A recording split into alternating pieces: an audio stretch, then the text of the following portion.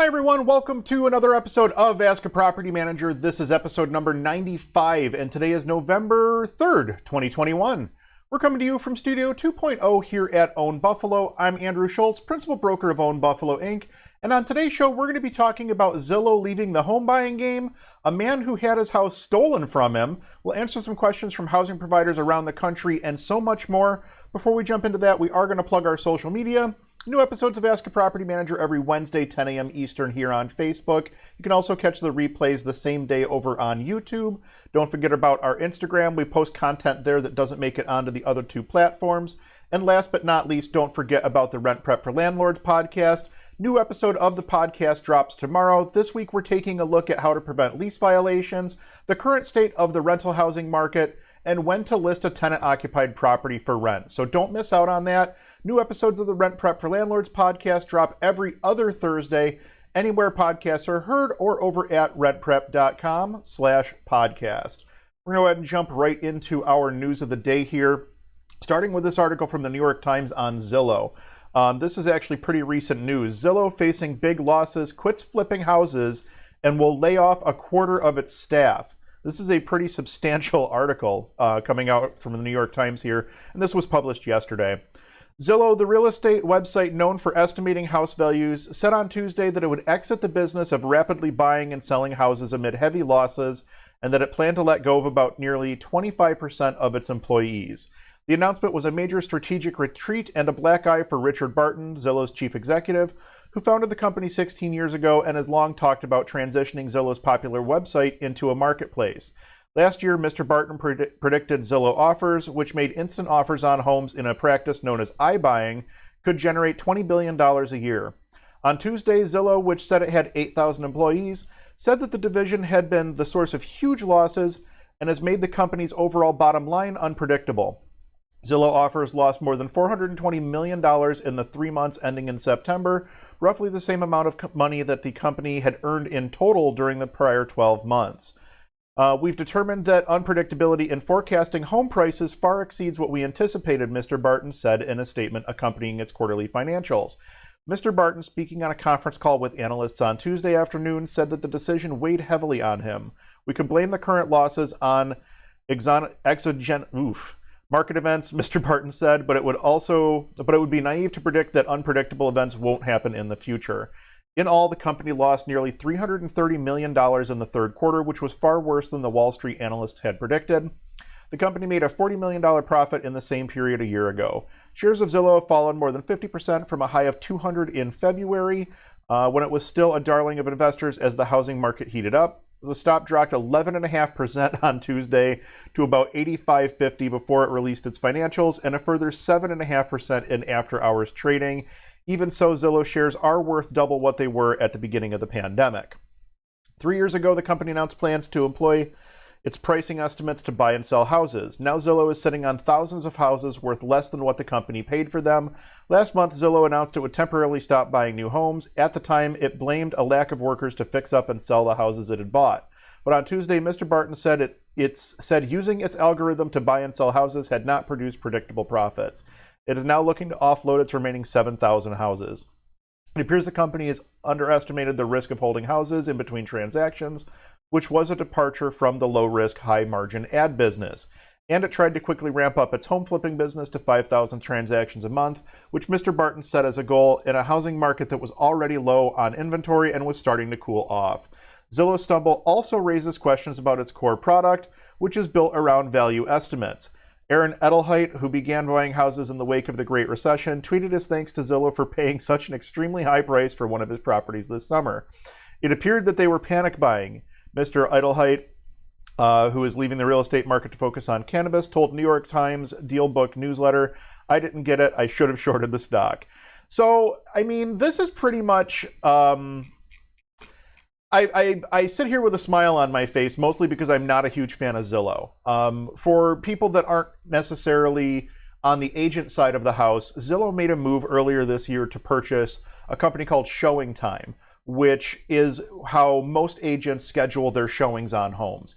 And a lot of agents, myself included, had a big issue with it because Showing Time is a software package that is licensed and included in a lot of different MLS products, ours included here in the local market. And when Zillow made the move to buy showing time, and that sale has completed, that now gives them access to all sorts of data about what markets are hot, what markets are not, what houses are showing fast, where, how quickly are offers coming in certain price ranges, in certain neighborhoods, and this, that. There's a lot of data there that Zillow now has control to. And you cannot tell me that if you buy a Burger King franchise, you're not going to look to see what the Whopper sauce is, It's just crazy to me. So seeing Zillow take a little bit of a black eye here does not hurt my feelings in the slightest. I also think that the iBuyer program was a joke from the beginning. Essentially what Zillow would do would come in. They were basically acting as a giant wholesaler. And like many wholesalers, Zillow didn't know what they were doing. They didn't have a real good feel for what the true cost to update homes would be and get homes ready to go back on the market and things of that nature.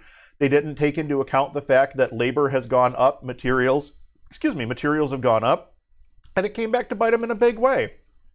So the one thing I did want to point out before we move on here is that, and even Mr. Barton here says it, everybody comes to the real estate agent and says, Zillow says my house is worth X.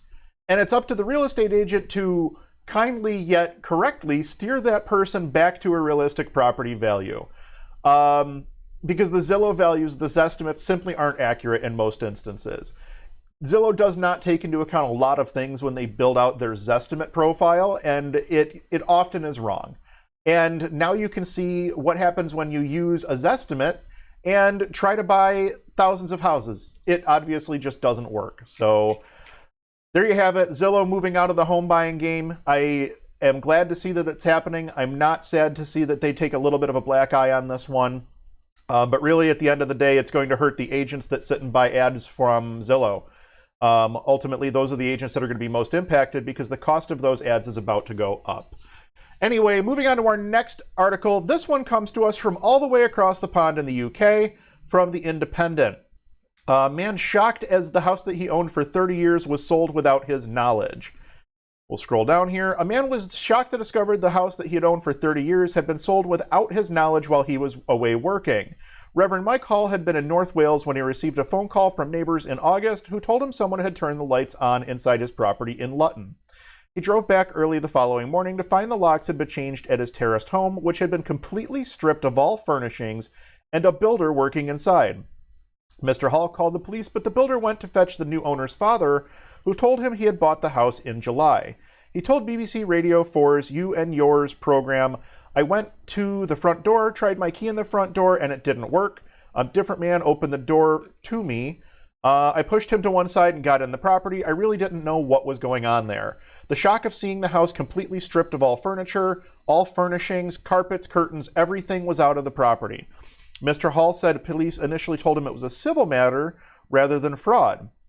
However, Bedfordshire Police is now said to be investigating after the BBC found a duplicate driving license and bank account set up in the name of Mr. Hall had been used to sell the house. The house, which Mr. Hall had bought in 1990 after graduating from university and starting his first job, was sold for £131,000, about $178,000 US. Mr. Hall said land registry online documents showed the new buyer as the registered owner of his home, meaning they legally own the property. At that point, the police said, well, there's nothing further we can do here. This is a civil matter. You need to leave the house and contact your solicitors, he told the BBC. I was shocked having seen the house in the state it was. I was in a bit of a state of shock anyway, but then to be told by the police they didn't believe a criminal offense had been committed here was just unbelievable. The solicitors involved in the property transaction, who have not been identified, told the BBC that they could not comment further due to the ongoing police investigation. That's crazy, to just have your house stolen right out from underneath of you. And we've heard similar stories here in the United States too. We've heard of deed recording scams. Those have been ongoing for years. Deed recording scams, wire transfer scams, where you're in the process of closing a transaction and you accidentally wire the money to the wrong place because someone gets into a company, an employee's email and gives you the incorrect wiring instructions or something like that. Suddenly you've sent a wire transfer to another account that doesn't belong to the bank or whoever, and you might not get your money back. So definitely be cautious whenever you're doing a real estate transaction that you're not being scammed. Obviously, in this instance, there wasn't even a real estate transaction going on. This guy literally just had his house stolen out from underneath of him. So, yeah, I just thought that would be an interesting change of pace, a little bit different type of story than what we typically cover. Moving on now to some funny things that we found around the internet. I figured I'd share this to highlight something funny you can do here. We just passed through Halloween, so I thought that this would be a good one to share. And then this next one, if you have a McMansion and you do this, I absolutely hate you. Excuse me. Sorry about that. But yeah, if you have a McMansion and you do this, I absolutely hate you. I cannot stand it when people do stupid stuff like this to their houses and think that it looks good. But some people have very different styles and very different tastes, I guess is the best way to put it. Let's go ahead and move around here. We'll go to our questions from housing providers around the country. We're going to start with this one on animals caught under the house. Tenant just informed me that there are cats living in the crawl space under the house. I found the point of entry and will cover it properly. How do I make sure that they get out before it is permanently covered? So you've got a couple of options here. If you're not able to get the cats out yourself, you can't get into the crawl space to grab them or whatever the case may be, you do have a couple of different options here. First thing I would do would be call your local animal control or your local SPCA, maybe a local animal rescue, and see if they can do something to help you. Generally speaking, animal control or an SPCA, maybe even a local animal rescue, they might be able to come out and capture the animals for you so that you can go ahead and seal up your crawl space and just move forward with what you need to do. Another option may be, this is probably the best option, you could get some live traps and some food and set it just outside the crawl space so that when the cats come outside to eat, they get caught in the trap, and then you can obviously trap and release or take them wherever you need to take them or whatever the case may be. If you're going to do that, you have to make sure that you're checking the traps regularly. I would say multiple times a day, depending on what sort of climate you're in and what the weather is like right now. Obviously, you don't want to be leaving an animal sitting in very hot temperatures or very cold temperatures or something like that. So if you're going to go this route and set up live traps, you just have to make sure that you are checking the traps regularly to make sure if you caught something that you're able to get it and get it released. Here in Western New York, we actually have a couple of different services that will come out and do this for you. We've used them in the past. We had some squirrels in, I don't remember if it was in a wall or in a chimney or something like that, but we brought out a service and they set up the live traps for us, and then they came out and monitored the traps for us as well. And then whenever something was caught, they would remove that animal. And I think that there was I think they charged us per trap set and then charged us per animal removed from the traps. It wasn't terribly expensive, if I remember correctly, and it definitely helped us to get the issue resolved.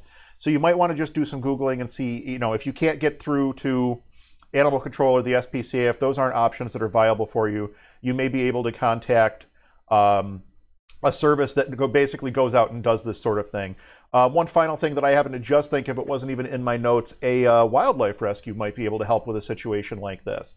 I know that that's typically not what they're doing. They're usually more into the wild animal rescue and things like that, but it might be worth the phone call if nothing else. So definitely a couple options out there. Hopefully this pans out for you. Don't just seal the thing with the cats inside, obviously. It sounds like you're going to do the right thing, but just make sure that all the cats are out, including any kittens, by the way, because it is, I think we're at the tail end of cat mating season, but there may still be some kittens out. So make sure that you get all of the cats and any kittens that may be under there, just to make sure that the issue is truly resolved before you go ahead and seal that up.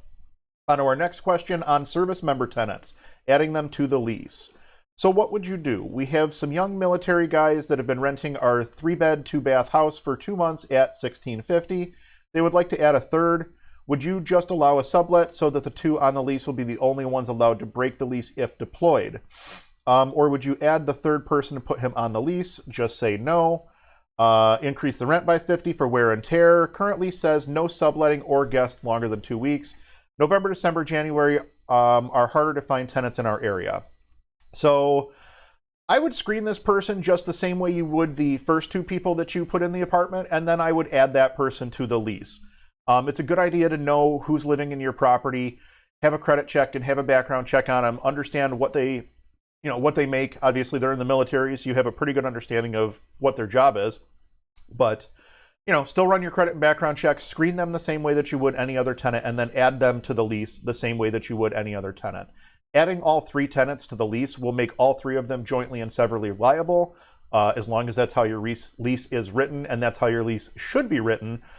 So that does give you a little bit of extra weight in the event that someone decides that they no longer want to live there and just decide that they want to leave the lease.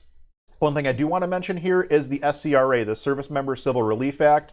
That act is in place, and it acts as an ability. It gives the service member the ability to break a residential lease if they are deployed for, I believe it's 90 days or more.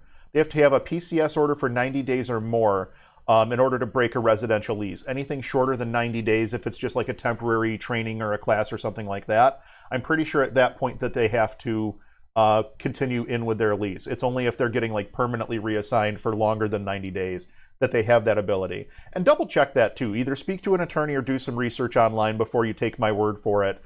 Because honestly, I'm pretty sure it's 90 days, but it might be a little bit longer or a little bit shorter. I'm not 100% on that. So that would be what I would do. Do it right, do the full screening, get them on the lease, and then that way you are all set and you don't have to worry about who's on the lease, who's not on the lease, who can break it, who can't, is someone subletting, blah, blah, blah, blah, blah. It's all very, very clear at that point. One thing I wanted to mention is with regards to adjusting the rent price. I'm assuming that when the 2 guys rented the 3-bed, 2-bath, you didn't give them a discount for less wear and tear. So assuming that they didn't get some sort of a rent break on the move-in because there was only 2 people, I don't think that it would be fair to add rent in this instance, because essentially you've already taken into account the wear and tear when you set the rent price at the onset. You set that rent price based on the fact that it was a 3-bedroom. Now it's just that all 3 bedrooms are actually going to be occupied. So I don't know as though increasing the rent would necessarily be the right move here. That being said, down the road, when you go to renew the lease at the end of the 1-year mark, at that point I would probably renew it at a higher rent rate based on the wear and tear. So that's where I would be at on it. The other thing that I would mention is when you're adjusting that rent, double check your market rate rents to make sure that you're not outside of market rate as well. So that pretty much wraps up everything I wanted to say on that question. But yeah, having service members on a tenant, get them all on the lease. There's no reason not to. Resurfacing tubs, good or bad idea? How much success have you had with refinishing tubs? We had tried with a couple contractors painting or refinishing, and eventually they chip and look like crap. It's an old building, so we were afraid to start messing with the plumbing, but at this point I'm wondering if that's the best way to go. Just start over. The tubs were perfectly intact, but just outdated colors that we wanted to update to white. What has worked for you? So resurface versus replacement typically comes down to budget and timeline. And that's kind of what they talked about here. In this instance, it's budget. Do you really want to start screwing around with all the plumbing by pulling that tub out and putting a new tub in? You're going to have to do your waste and overflow. You might decide that you're going to start doing diverters and things at that point. It's a budget versus it's a budget issue in this instance. The other thing is a timeline issue. If you're trying to turn a unit quickly, doing a full bathroom remodel and ripping the tub and the shower walls out might not be on the agenda. Getting a tub resurface done that only takes a couple days, that might be a lot more within your timeline. So typically our resurface versus a replacement will come down to budget versus budget and time versus anything else. A good resurface should last you many, many years. Typically I hear of 5 to 10 years depending on the quality of the product installed, the quality of the prep work that was done, and how the tub is used. In actuality, we've done several tub resurfaces. We've had some that start to chip and peel at the 2-year mark, and we've had some that are more than 10 years old and still look okay. They're starting to show their age, they're starting to chip and peel, but at 10 years, that's to be expected, I guess. A lot of this is going to depend on your use case. So if you have a 4-bedroom house and that tub is seeing 4, 5, 6 showers in a day, that's going to obviously wear at a much faster rate than a 2-bedroom where it might be seeing 2 or 3 showers a day. So if you have a lot more water going through it, it's obviously going to wear it down faster. That can be said for anything though. Realistically speaking, if you're taking 4, 5, or 6 showers a day, any tub is going to wear faster than, any tub that's only getting 2 or 3. That's just a fact of life. The other thing that you want to keep in mind with resurfacing is that there are care instructions that are involved after the tub has been resurfaced. So for instance, the tenant is not going to be able to use any sort of a bath mat because you want to keep moisture off of, like setting moisture, still moisture off of the tub as much as possible. Having a bath mat is going to hold moisture on the bottom floor of the tub, which is going to cause premature degrading of that resurfacing product. So you're not going to want to go with something like a bath mat or something like that. The other thing you have to be careful of is using abrasive cleaners or abrasive like scrubby pads and things like that. It could cause scratches in the surface just the same way as if you were to take a scrubby pad to your car's finish or something like that. You know, that's something that has to be taken into account as well. If you have a weird low spot in your tub, you know, sometimes in the old cast iron tubs, you may have one spot that just, it's a little bit low and it's not a big deal when it's not a big deal before the resurface, but if you get it resurfaced and that low spot is collecting water, it's not all draining out. Again, it's going to prematurely degrade that resurfacing product. So, you know, resurfacing, it's a good idea if you know, if it's a good idea in the right use case is the best way I can put it. So if you have the right use case, resurfacing is not a bad idea, and it's probably going to save you some money. If it's the wrong use case, you're just setting yourself up for failure. So you really have to understand what it is that you're trying to accomplish and how long you need it to last. If you need it to last, you know, 5 years, then you're probably fine. If this is meant to be your permanent long-term solution, you know, 10 plus years, probably not going to be the case. You're going to start seeing chipping and peeling before that. So as far as the process itself goes, I'll just cover the process real quickly. Essentially, you'll come in, you'll grind everything out on the existing tub, clean that all up. You're going to spray your epoxy finish and then your clear coat, and then it's going to have to set for a period of usually 48 to 72 hours without being used. It smells. It creates a ton of dust. This is not necessarily something that you're going to want to do with a tenant in place at the property. It's best left to be done during a turnover or a situation like that. So that's, you know, pretty much covering a lot of the different aspects of resurfacing, whether or not it's a good idea or not. The answer to that question is, depends on your use case. If your use case is such that it makes sense, then go for it. But if you have a really heavy use tub or something like that, I would not recommend the resurface. I would recommend the replacement at that point. So that pretty much wraps things up for this week's episode of the Ask a Property Manager Show. Thank you so much for watching, and you can always help us to improve by dropping a question in the comments either on Facebook or on YouTube, and your question may be picked up and answered in an upcoming episode. If you enjoyed this content, or if we brought some value to your day, do us a favor and hit that thumbs up button. YouTube and Facebook both push videos based on community feedback, so every like, comment, subscribe, and share helps us to grow and reach more people. We'll be back next week on Wednesday, November 10th at 10 a.m. Eastern with another show you won't want to miss. Thank you all so much for watching, and we'll see you next week.